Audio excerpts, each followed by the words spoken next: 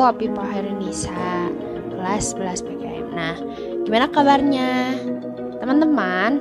Jadi hari ini aku mau menjelaskan tentang akuntansi perbankan. Nah, tanpa berlama-lama lagi, mari kita mulai. Di sini ada buku akuntansi perbankan. Nah, dalam buku akuntansi perbankan akan ada banyak sekali kebijakan dan peraturan akuntansi perbankan yang tidak jauh berbeda dengan penyusunan akuntansi pada umumnya. Kebijakan laporan keuangan perbankan mengacu pada persyaratan standar akuntansi keuangan PSAK Indonesia. Akan tetapi dikarenakan PSAK tidak terlalu relevan sehingga yang menjadi pedoman khusus dalam mengatur susunan laporan keuangan bank yaitu Pedoman Perbankan Indonesia PAPI. Akan tetapi acuan bagi pihak bank umum atau pihak bank syariah dalam penyusunan struktur akuntansinya. Nah, kalau untuk buku akuntansi Pedoman Perbankan Indonesia atau PAPI, penyusunan Pedoman Perbankan Indonesia tahun 2008 memberikan kebijakan tentang perlakuan dan pencatatan atas surat berharga, kredit, penurunan nilai transaksi derivatif dan transaksi ekspor-impor, pelakuan pencatatan atas kuitas, aset tetap, laporan laba rugi, laporan perubahan ekuitas, laporan arus kas, catatan atas laporan keuangan, dan ilustrasi laporan keuangan bank.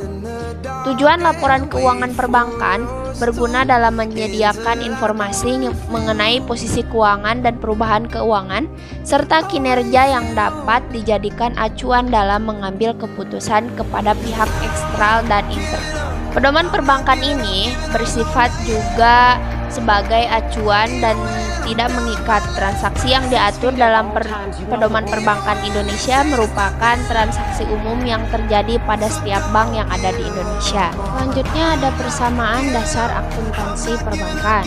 Sebagai pihak bank yang wajib mengatur pihak eksternal dan internal, kewajiban pihak bank kepada pihak eksternal yaitu sebagai kreditor dalam memberi pinjaman, dana atau deposit.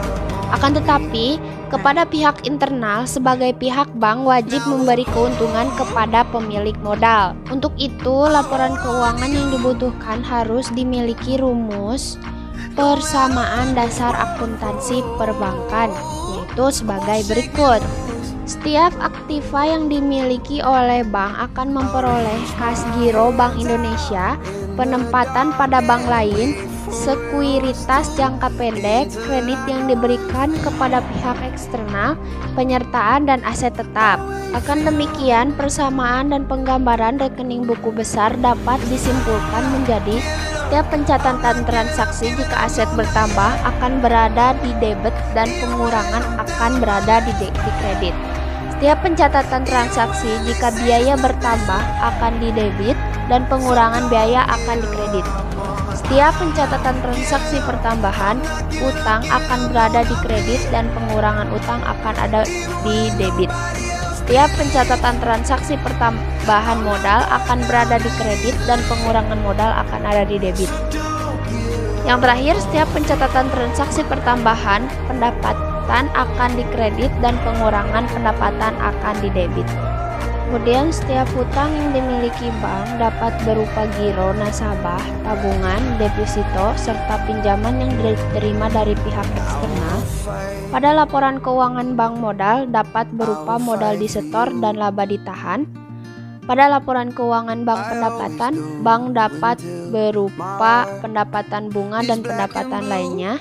Dan pada laporan keuangan bank biaya, bank dapat berupa biaya bunga dan biaya lainnya. Kemudian ada jurnal akuntansi perbankan. Untuk transaksi awal setoran tabungan, pihak bank akan mencatat nominal pada debit dan kredit sebesar nilai nominal setoran dan selanjutnya akan dikenakan biaya tambahan administrasi. Sebagai biaya kewajiban didapat dari jumlah saldo ditambah bunga yang dihitung dan dikurangi oleh pajak. Dengan menyetor tabungan, seorang nasabah bisa menggunakan uang tunai, cek dan transfer masuk yang disetujui oleh pihak bank. Penyetoran yang menggunakan cek atau surat berharga bisa dikreditkan ke tabungan jika cek itu sudah aktif, sehingga cek tersebut dapat diluangkan saat itu juga. Berikut contoh jurnal akuntansi perbankan atas transaksi setoran tabungan bank sebagai berikut. Pencatatan jurnal transaksi tabungan pada tanggal 2 Agustus 2020 yaitu sebagai berikut.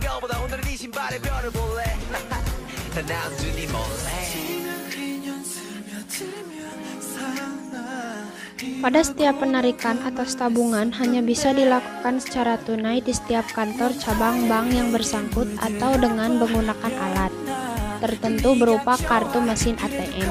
Yang selanjutnya, penarikan tabungan di cabang lain akan dicatat pada rekening antar kantor.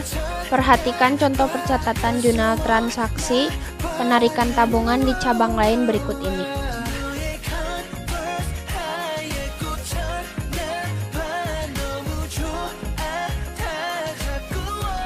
Yang terakhir adalah pembedaan akuntansi perbankan dengan akuntansi keuangan. Pada pembedaan akuntansi dapat diartikan sebagai suatu kegiatan di bagian manajemen keuangan untuk pencatatan laporan meliputi catatan pengeluaran dan pendapatan, analisa laba rugi dan lainnya. Sehingga akuntansi merangkum dari segala pencatatan yang berhubungan dengan transaksi keuangan. Pembukuan akuntansi keuangan dan akuntansi perbankan memiliki persamaan dari segi pengelolaannya. Akan tetapi pada pembedaannya merupakan bentuk transaksi yang berupa jenis pendapatan maupun bentuk pengeluaran dari lembaga yang terkait. Sehingga pada istilah pencatatan transaksi antara keuangan dengan bank juga berbeda. Pencatatan perbankan akan meliputi utang bank, harta bank yang tidak ditemukan di akuntansi jenis lainnya. Dan pada pembedaan selanjutnya yaitu dari segi harta di akuntansi perusahaan dengan akuntansi bank. Biasanya pada kebijakan bank, harta termasuk dari semua penempatan uang dan penyimpanan dalam bentuk kredit.